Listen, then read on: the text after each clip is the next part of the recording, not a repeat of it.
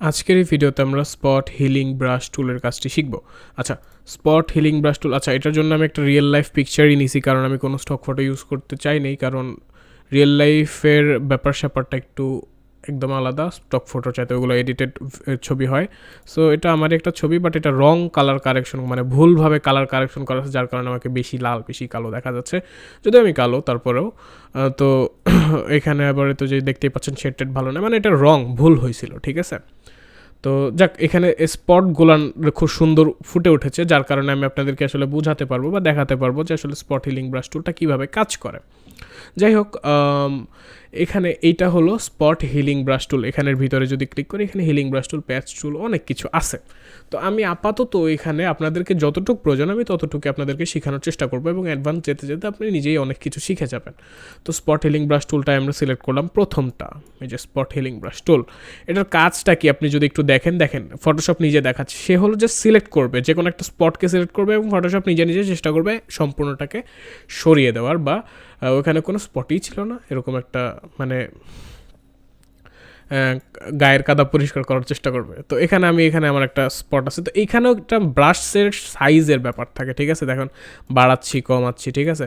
তো প্রয়োজন অনুসারে আপনাকে ব্রাশের সাইজ নিয়ে নিতে হবে। তো আমি কমাই হলো যে আপনাদেরকে বলেই দিছি যে ব্র্যাকেটের কম বেশি, যেটা ছোটো বড়ো ব্র্যাকেটের বাটনটা দিয়ে আমি কাজ করি।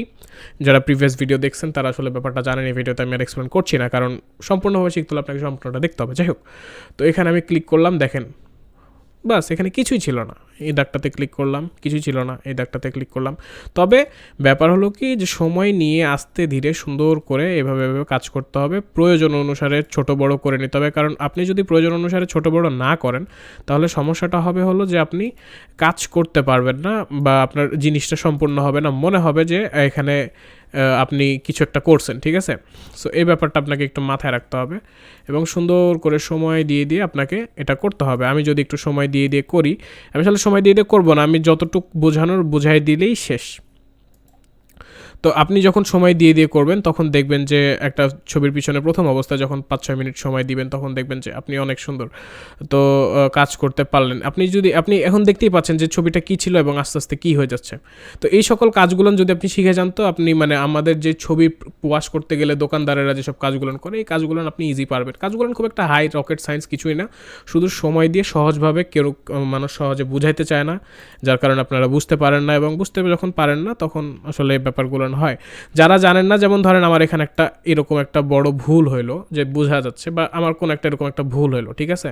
তো আমি এটা কি করতে চাই, আমি এখন একটা ব্যাক করতে চাই বা আনডু করতে চাই, তো বা আগের অবস্থায় ফিরিয়ে নিয়ে যেতে চাইলে আমাকে Ctrl+Z চাপ দিতে হবে এবং আগের অবস্থায় ফিরে আসবে। হচ্ছে না, আবার চাপ দেন, যত আগের অবস্থায় যেতে চান তত চাপ দেন, এভাবে আস্তে আস্তে হয়ে যাবে। আশা করি আমি আপনাকে বোঝাতে পারছি।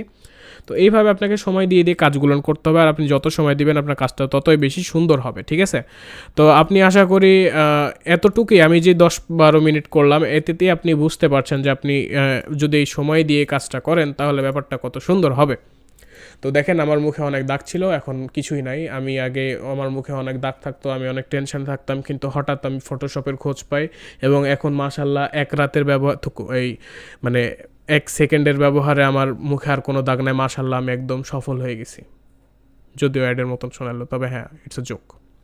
তো আশা করি সবাই বুঝতে পারছেন যে আসলে এই স্পট হিলিং ব্রাশের টুলটার কাজ কী, আর এটা কত স্ট্রং একটা টুল, আর কত মজার একটা টুল। আপনি চাইলেই সব কিছু চেঞ্জ করে দিতে পারেন, এবং এই কোর্স শেষ হতে হতে, এই ফ্রি যে কোর্সটা চালাচ্ছি এটা শেষ হতে হতে আপনি একজন প্রপার ফটোশপ এক্সপার্ট হয়ে যাবেন, ফটোশপ এডিটিং এক্সপার্ট হয়ে যাবেন, মোটামুটি আপনি ভালো লেভেলের কাজ জানতে পারবেন।